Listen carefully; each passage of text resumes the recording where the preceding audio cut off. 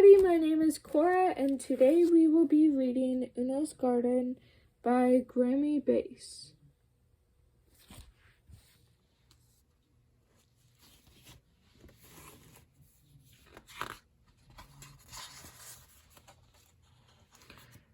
Uno arrived in the forest on a beautiful day at the very beginning of spring. There to help welcome him were 10 magnificent Oopaloops and one completely ordinary Snortlepig. Uno loved the forest so much he decided to live there.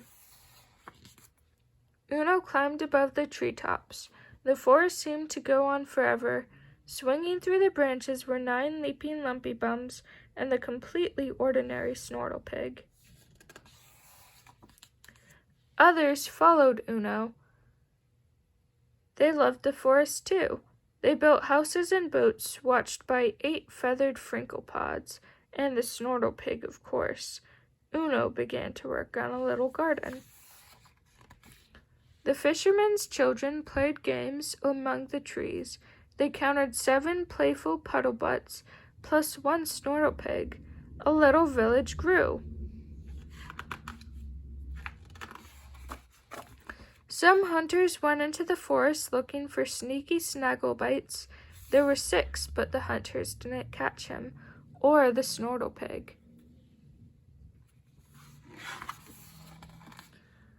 Tourists came. They saw 5 timid tumbletops, but that was all. Uno kept working in his garden. The village became a town.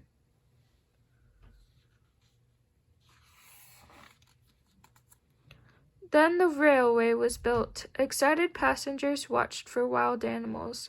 They caught a glimpse of 4 grazing gondolopes, and what was that other funny-looking creature back there?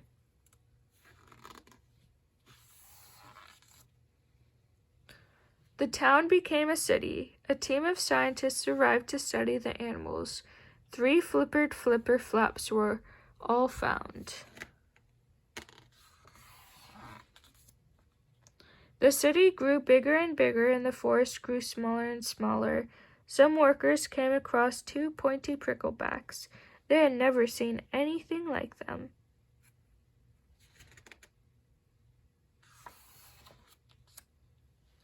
A lone fisherman set his line in the river. He caught a car tire, several old boots, and a cold. He didn't see the Snortlepig. In fact, no one had seen one for so long, people weren't even sure they existed. Poor Snortlepig. One gray morning, the people of the city woke up, looked out over the endless buildings, and were sad. Why do we live in a place like this? They asked themselves. There are no trees, so they left. 0 animals, 0 times 0 equals 0 plants. 256 plus 256 equals 512 buildings. That's a lot of buildings. The city was dark and abandoned. Uno opened his door and looked out. Sitting there in the garden among the plants that Uno had saved was a Snortlepig, completely ordinary in every way, except that it was there. The Snortlepig lived in Uno's garden for many years. The city crumbled, forgotten. The Snortlepig grew old and died. So did Uno, but the garden lived on.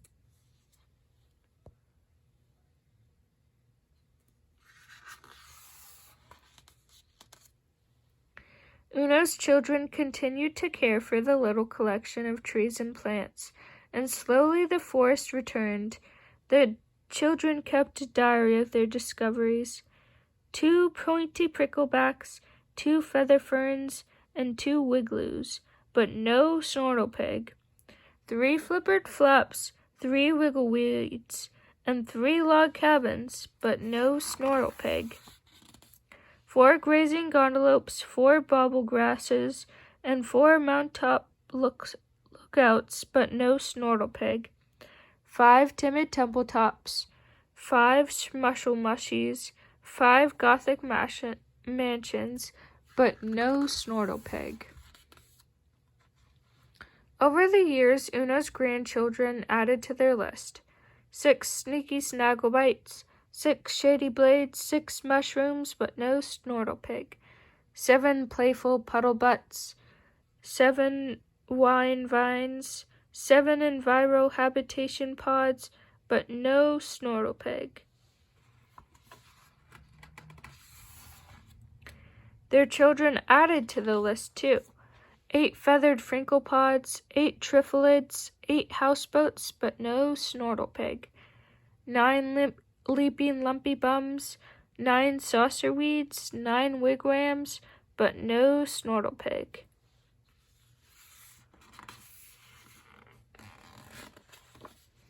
Ten magnificent moopaloops, and on a beautiful day at the very beginning of spring, the forest and the city found themselves in perfect balance.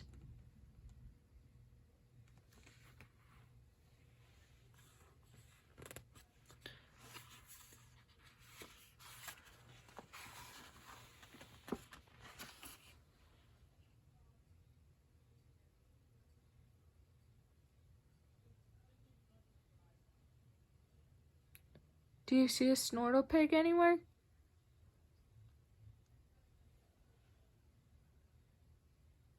One last look. I can't find it.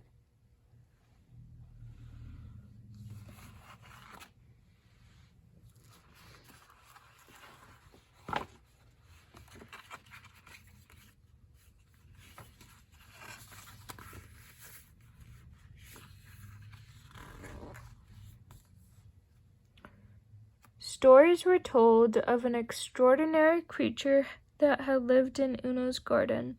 The children listened with wide eyes, and they never stopped believing that one day they would see a real live snortle pig for themselves.